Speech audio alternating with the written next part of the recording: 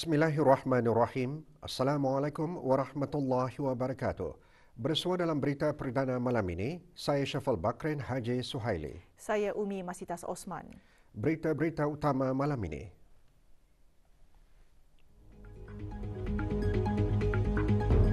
Penjawat awam perlu mempunyai kompetensi dan cara pemikiran yang mampu mempertingkatkan kebolehan perkhidmatan awam.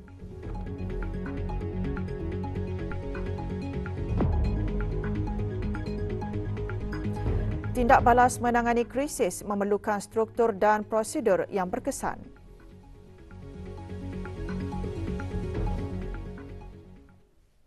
Status harian normal baharu COVID-19. Kementerian Kesihatan memaklumkan 187 kes dilaporkan sembuh hari ini.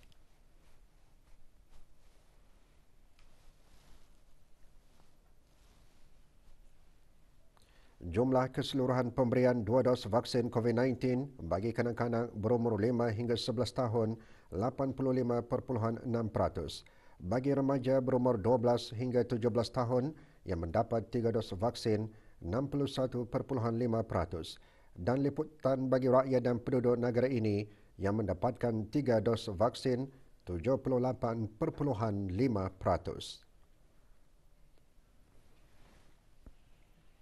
Sambutan Maulud Nabi Muhammad sallallahu alaihi wasallam peringkat negara bagi tahun 1444 Hijrah akan diadakan pada hari Sabtu 12 Rabiul Awal 1444 Hijrah bersamaan 8 Oktober 2022 Masihi di Masjid Omar Ali Saifuddin Bandar Seri Begawan. Bagi memastikan kelancaran acara tersebut, pagi tadi diadakan latihan penuh. Hadir yang berhormat Pihin Udana Khatib Datuk Paduka Seri Setia Ustaz Haji Awang Badaruddin bin Pengarah Datuk Paduka Haji Awang Osman, Menteri Hal Ehwal Agama selaku pengurusi jawatankuasa tertinggi sambutan Hari-Hari Kebesaran Islam peringkat negara dan musabakah membaca Al-Quran bahagian dewasa peringkat kebangsaan tahun 1444 Hijrah. Juga hadir Pengiran Datuk Seri Paduka Haji Muhammad Tashim bin Pengiran Haji Hassan, Timbalan Menteri Hal Ehwal Agama. Tema sambutan tahun ini bersabar, berikhtiar, bertawakal dan berdoa menghadapi ujian meraih syafaat Rasulullah sallallahu alaihi wasallam.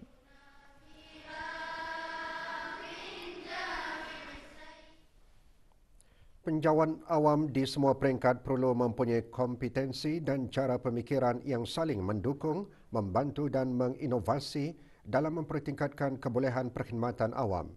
Ini jelas Menteri di Jabatan Perdana Menteri bagi membentuk sebuah kerajaan yang berkesan dan cemerlang di era globalisasi dalam membangun negara sekaligus memastikan kesejahteraan rakyat secara mapan. Yang berhormat Pihin Datu Lala Raja Major Jeneral Bersara Datuk Paduka Seri Haji Awang Halbi bin Haji Muhammad Yusof menekankan demikian pada majlis penyampaian sijil bagi program pembangunan eksekutif Pegawai-Pegawai Kanan Kerajaan EDPSGO ke-29, program pembangunan eksekutif Pegawai-Pegawai Pengurusan Pertengahan EDPMMO ke-31 dan 32, serta program eksekutif muda YEP kohort ke-5 dan 6 bagi tahun kewangan 2021-2022 pagi tadi. Dicapai dengan mengambil kira beberapa pendekatan. Pertama, mempertingkatkan kualiti perkhidmatan awam dengan mengambil kira urus tadbir dan kepimpinan. Kedua, memastikan akses kepada perkhidmatan awam dengan mengambil kira kepada mindset dan fokus kepada citizen centric. Ketiga, memastikan transparansi dan juga accountability dalam semua aspek perkhidmatan bagi meningkatkan integriti. 142 peserta menerima sijil. Program Anjuran Jabatan Perkhidmatan Awam merupakan program flagship Civil Service Leadership Pipeline CSLP di bawah rangka kerja perkhidmatan awam. Program diwujudkan bagi mendukung hasrat Wawasan Brunei 2035 melalui strategi pembangunan institusi. Majlis berlangsung di Jabatan Perdana Menteri Bandar Seri Begawan. Wabak COVID-19 dan fenomena cuaca ekstrim antara yang menjejaskan kehidupan penduduk di seluruh dunia dan tidak terkecuali negara-negara Asia Tenggara.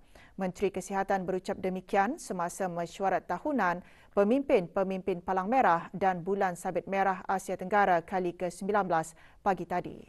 Yang berhormat Datuk Seri Setia Dr. Awang Haji Muhammad Isham bin Haji Jaafar juga menegaskan perlunya struktur dan prosedur yang lebih berkesan dan sesuai bagi mengukuhkan usaha untuk menangani risiko serta tindak balas yang lebih baik bagi menangani krisis dan memudahkan bantuan kemanusiaan untuk pemulihan yang mapan dalam lanskap yang sentiasa berubah.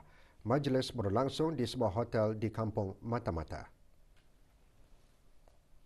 It is an excellent opportunity to share experiences in responding to crises such as COVID-19 pandemic and strengthen ties amongst national societies to work together in collaboration to strengthen preparedness and responses for future pandemics and health issues in the region.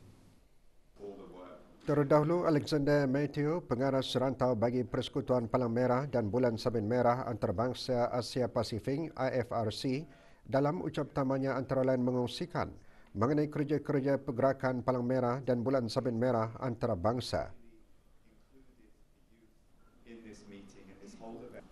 Acara diteruskan dengan penandatanganan Memorandum Intelligence of Partnership antara Bulan Sabit Merah Negara Brunei Darussalam BRC dan Palang Merah Singapura SRC serta penyerahan peralatan latihan pertolongan cemas antara SRC kepada Akademi Kebangsaan Bulan Sabit Merah Negara Brunei Darussalam.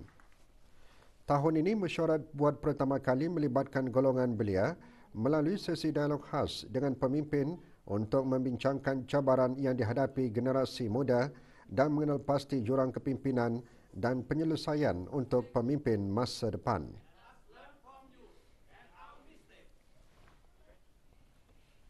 Dikir bagi memperingati kelahiran junjungan besar Nabi Muhammad SAW terus bergema di semua masjid, surau dan balai ibadat di seluruh negara.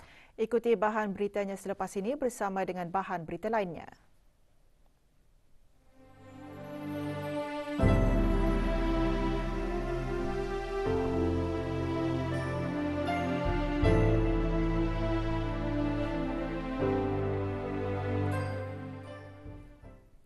Semua masjid, surau dan balai ibadat di seluruh negara terus bergema dengan dikir bagi memperingati kelahiran junjungan besar Nabi Muhammad SAW.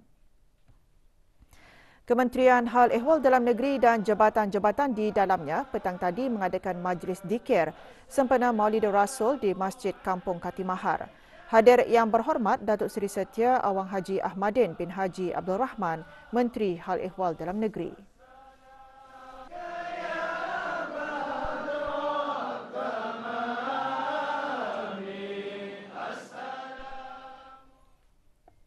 Pelbagai pihak juga mengadakan dikir Maulidur Rasul.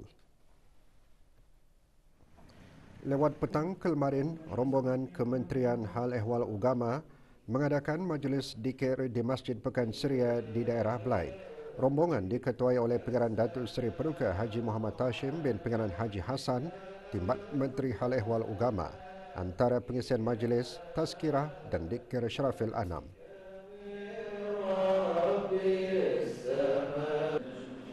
Rombongan Kementerian Pendidikan melalui Institut Pendidikan Teknikal Brunei dan Jabatan Pengurusan Pendidik juga mengadakan majlis yang sama di Masjid Duli Raja Isteri Pengiran Anak Damin Mukim Kilanas. Bacaan surah Al-Fatihah beramai-ramai dipimpin oleh Awang Aliuddin bin Haji Abdul Rahman, Timbalan Setiausaha Tetap Pendidikan Teras Kementerian Pendidikan.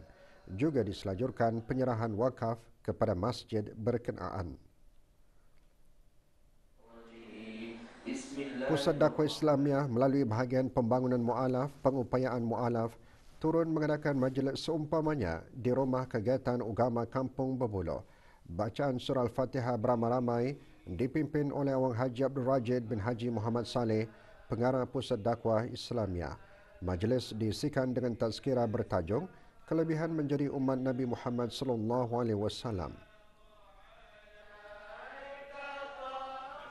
Di daerah Blain, majlis serupa juga diadakan oleh Gabungan Persatuan Pengakap Daerah Berkenaan dan Kumpulan Dikir Sakinah. Hadir Awang Haji Badar bin Haji Ali, Ketua Pesuruhjaya Persekutuan Pengakap Negara Brunei Darussalam. Majlis disertai oleh lebih 50 ahli Persatuan Pengakap Daerah Belain dan kumpulan di Keris Sakina. Majlis berlangsung di bawah Pejabat Pengakap Daerah Belain.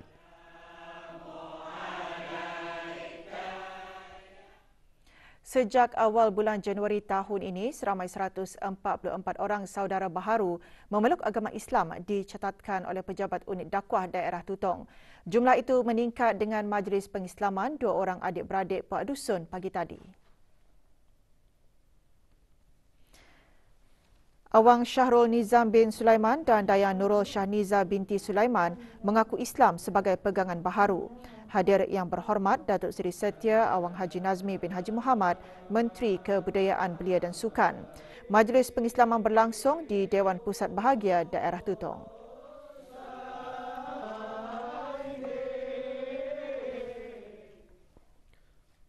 Kontingen Angkatan Bersenjata Diraja Brunei ABDB bersama Malaysian Battalion 85010 atau Malban 85010 bagi misi pasukan interim Pertubuhan Bangsa-Bangsa Bersatu di Lubnan UNIFIL yang dianggotai oleh 30 orang akan bertolak ke Malaysia untuk diatur gerak ke Lubnan pada hari Isnin 17 Oktober.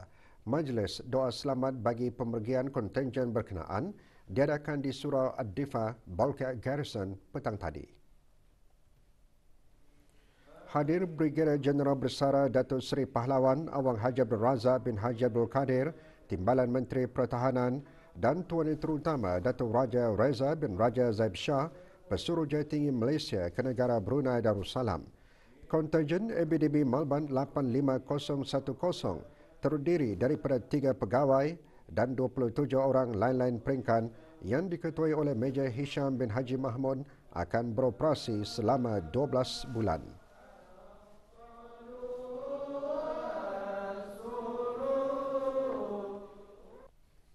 Majlis Khatam Al-Quran, doa kesyukuran dan sembahyang sunat hajan sempena Hari Puja Usia ke bawah Duli Maha Mulia Paduka Seri Baginda Raja Isteri Pengiran Anak Haja Soleha binti almarhum Pengiran Pemanca Pengiran Anak Haji Muhammad Alam diadakan petang tadi. Dianjurkan oleh kumpulan isteri Menteri-Menteri Kabinet, Timbalan-Timbalan Menteri, Setiausaha Tetap, Timbalan-Timbalan Setiausaha Tetap dan ahli-ahli bersekutu dan berlangsung di Sekolah Ugama Arab Menengah Perempuan Raja Isteri Pengiran Anak Hajah Saleha, Kampung Katok.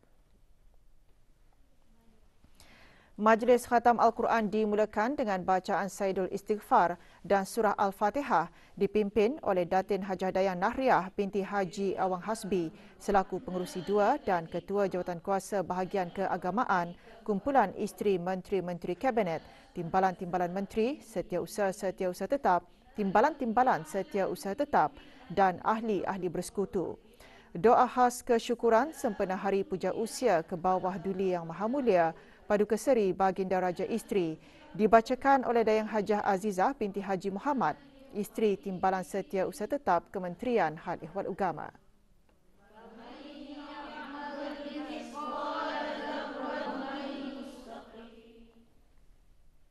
Program menghalusi wudu dan solat menurut mazhab Syafi'i diungkayahkan bagi menambah baik segala kekurangan dan meleraikan permasalahan mengenainya dari aspek pengajaran guru mata pelajaran amali agama dan guru-guru darjah pra. Program yang disertai 248 peserta itu berlangsung pagi tadi di Sekolah Ugama Lambang. Hadir Dr. Haji Adnan bin Haji Basar, Rais College Universiti Perguruan Ugama Seri Begawan selaku pemudacara program yang antara lain memfokuskan terhadap kesempurnaan rukun kauli dan rukun fi'li agar ibadat yang dilaksanakan sah dan sempurna. Program merupakan inisiatif Unit Amali Ugama Bahagian Kenaziran, Jabatan Pengajian Islam dengan kerjasama Kupu SB.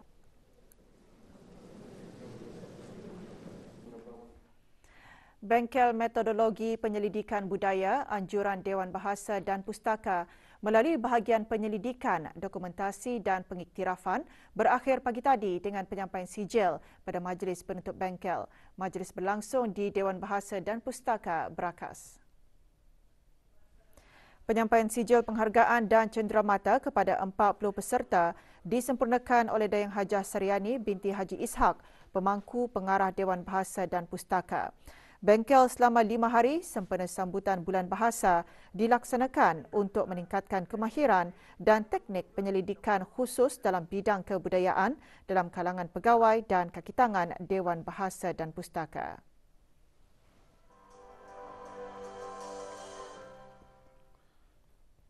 Sempena dengan sambutan Hari Antarabangsa Warga Emas, Pertubuhan Warga Emas pagi tadi mengadakan majlis sambutan Maulid Nabi Muhammad SAW dan sambutan Hari Antarabangsa Warga Emas.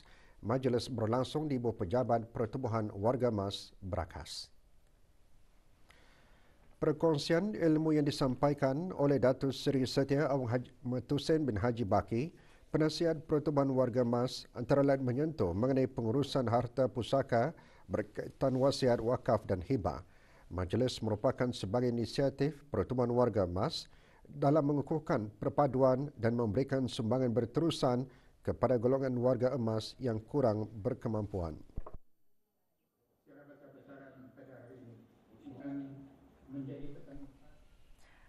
Muslimah Masjid Universiti Brunei Darussalam petang kemarin mengadakan majlis Maulidur Rasul. Majlis diadakan di Rumah Ketua Muslimah Masjid berkenaan.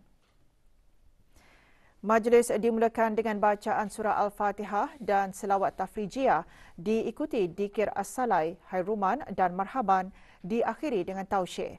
44 orang menyertai majlis tersebut.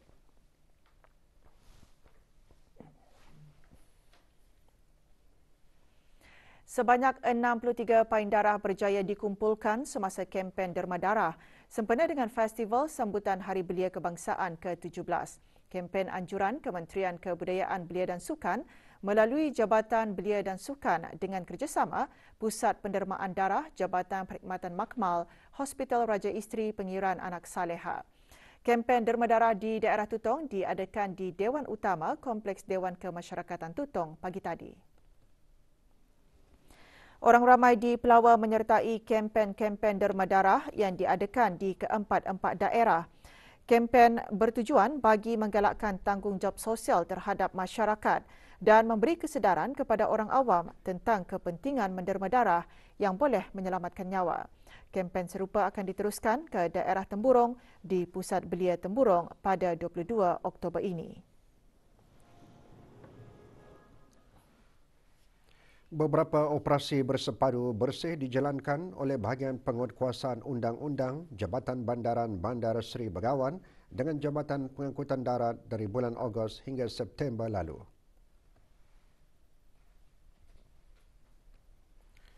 Pada 25 Ogos 2022, kompaun RM1,500 dikenakan ke atas 2 buah syarikat dan seorang individu atas kesalahan meninggalkan kenderaan terbiar di tempat letak kereta awam. Dalam operasi tersebut, 6 buah kenderaan dipindah dari kawasan Berakas dan Gadong ke tapak pelupusan.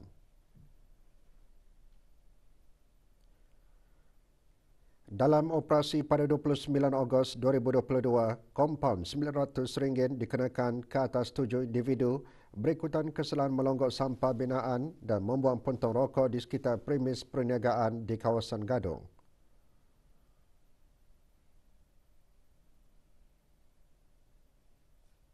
Sementara itu, kompaun RM500 dikeluarkan pada 1 September 2022 ke atas 5 individu kerana membuang abu dan pontong rokok di sekitar Bandar Seri Begawan. Individu-individu berkenaan dikenaki membayar kompaun dalam tempoh 7 hari. Jika gagal menjelaskan bayaran kompaun, akan dihadapkan ke mahkamah. Kesalahan pertama boleh membawa hukuman denda tidak kurang daripada RM3,000 dan tidak melebihi RM5,000 atau tidak melebihi 6 bulan penjara atau kedua-duanya sekali. Manakala kesalahan kedua dan seterusnya boleh didenda tidak kurang RM10,000 dan tidak melebihi RM30,000 atau tidak melebihi 12 bulan penjara atau kedua-duanya sekali.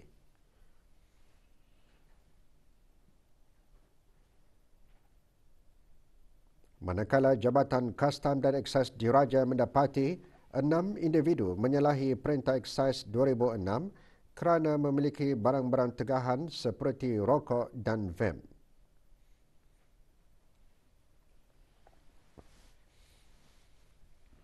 Jabatan Perancangan Ekonomi dan Statistik JPES, Kementerian Kewangan dan Ekonomi mengeluarkan satu kompaun dan dua notis amaran kepada 3 buah premis perniagaan di bawah Akta Kawalan Harga Penggal 142 dan peraturan-peraturan di bawahnya.